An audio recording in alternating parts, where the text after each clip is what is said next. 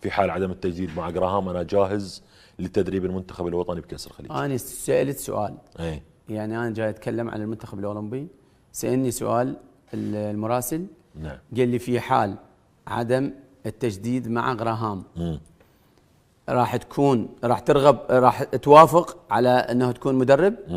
يعني انت بمهمه وطنيه والمنتخب ما عنده مدرب، زين، ويجيني الاتحاد ويقول لي محتاجينك انه تقود المنتخب العراقي لهذه الفتره، طبعا مو مؤقته، نعم، ما اعمل مؤقت، اي لا ما اعمل مؤقت، يعني تترك الاولمبي، يعني لان انا مدرب اعرف قيمه نفسي، ما احتاج انه اعمل مؤقت ولا اطلب العمل من احد. زين، يعني انا حاليا مدرب المنتخب الاولمبي، واذا اريد اصير المنتخب الوطني يجب ان يكون هناك مشروع، وهذا المشروع انه امشي به من بدايته الى نهايته. طيب. ما يصير انه اروح اخسر مباراه وديه وراح اطلع، هو يعني زين. يعني ما يصير اكون ضحيه لفتره من الفترات. أكيد. لا, لا، والعمل اذا ما بي مشروع ما اعمل به. يعني الان حتى نجدد التاكيد، الان لو لنفرض الاتحاد العراقي ما توصل الى اتفاق مع جراهام، واجوا على كابتن عماد وقالوا له كابتن انت مدرب الاولمبي وعندك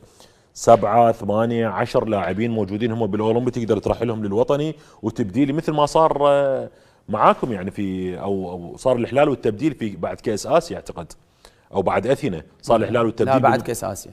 بعد كاس اسيا لا 2004. هو اصلا باسيا رحنا نفس الفريق راح لاثينا. بالضبط، هم نفسهم اللي شاركتوا بالصين مباشره الى اثينا. هنا الاحلال والتبديل من يريد يصير، وجو قالوا لك كابتن احنا نريدك مدرب طوارئ لكاس الخليج وكاس اسيا.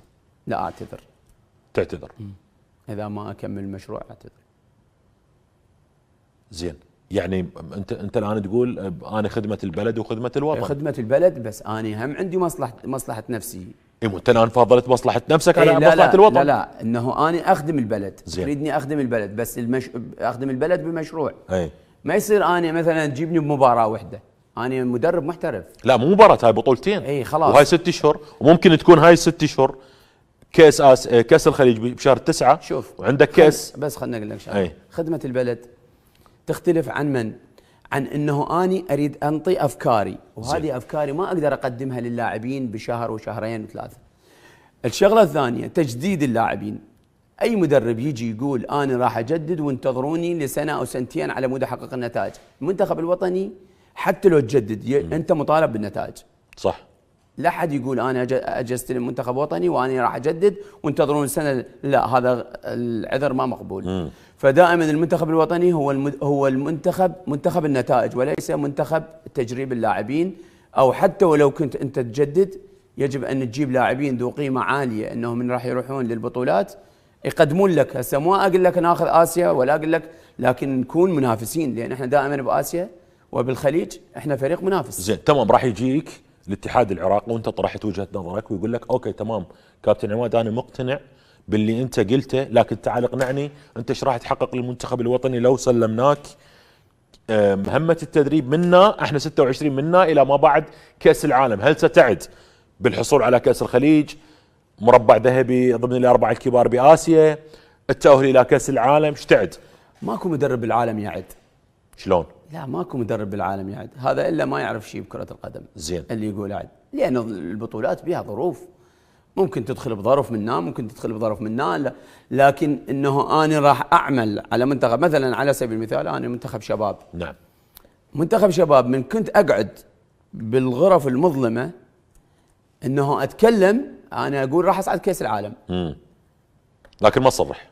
لكن ما اطلع انه انا اصرح اقول انا راح اصعد كاس العالم، ما اعرف شنو الظروف لكن بامكانيه لاعبيني الموجوده وبثقتي بنفسي وبالجهاز الفني اللي وياي اقول انه انا راح اصعد كاس العالم.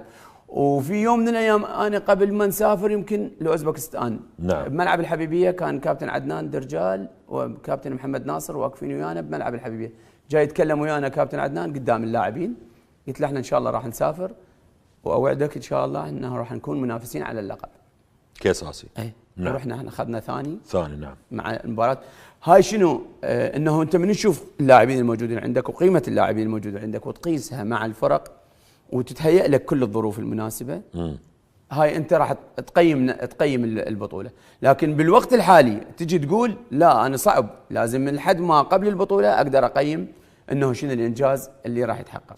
طيب يعني الان حتى الاتحاد العراقي ايضا مثلا يعرف بان الكابتن عماد ممكن صرح تصريح لكن ما فهم بالطريقه. انت تقول انا جاهز لتدريب المنتخب الوطني وما اشتغل مدرب طوارئ واريد عقد لمده 4 سنوات.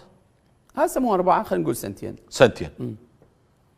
طيب تتوقع الاتحاد هسه بعدين اجي عليك، تتوقع اتحاد الكره وهو الاتحاد اللي جاي جديد واللي صاير الضجه عليه واللي الخلافات والتقاطعات والمحاكم وما ندخل بهاي الامور ولا اقحمك بها ابدا، تتوقع يجي جازف ويعلن عماد محمد مدرب للمنتخب الوطني لعامين قادمين؟ هل يمتلك الاتحاد العراقي الشجاعه؟ اسالهم. لا انا قاعد انا خلي يطلعون وياي واسالهم. لا يعني انا ما قاعد اعقلها بصراحه. ليش؟ لان يقول لك انا وين رايح؟ اوكي انا خل اخلص نفسي، انا جايب عماد، مع احترامي لك ابو محمد، انا جايب عماد محمد ممكن راح يكون عبء علي. شوف هو تخطيط، العمل تخطيط. زين. يعني انت انا مالي شغله باللي يحكي او باللي يصرح او باللي يكتب او بالمواقع للسقط او اذا واحد يخاف من هاي لا يعمل احسن له. زين. اذا كان اداري او فني او اي واحد.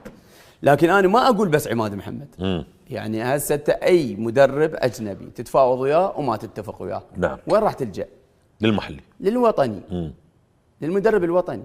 عوف عماد محمد على صفحه هواي مدربين راح تلجا لكثير من المدربين ويستحقون أكيد. كل مدربينا يستحقون صحيح. اللي جاي يعملون. صحيح. فانا ما جاي اقول لك انه اني مدرب انه اني يعني انا ارغب او الاتحاد راح يجي، لكن اذا ما اتفقت ويا المدرب الاجنبي راح ابن الوطن هو اللي يقود. زين. الفتره او بعد ما نتحدث عن المدرب الوطني، ليش كل ما يطرح اسم مدرب وطني وكأنما الهجمة جاهزة وممنهجة سقط المدرب الوطني؟ يعني اليوم اطرح لي أي اسم، منو؟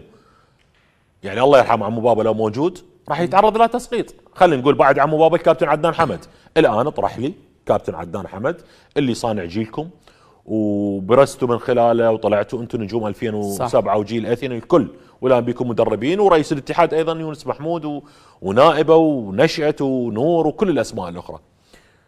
الان اطرح عدنان حمد ما حد راح يتقبل. ليش انا اقول هاي النظره الدونيه للمدرب الوطني من السوشيال ميديا تحديدا؟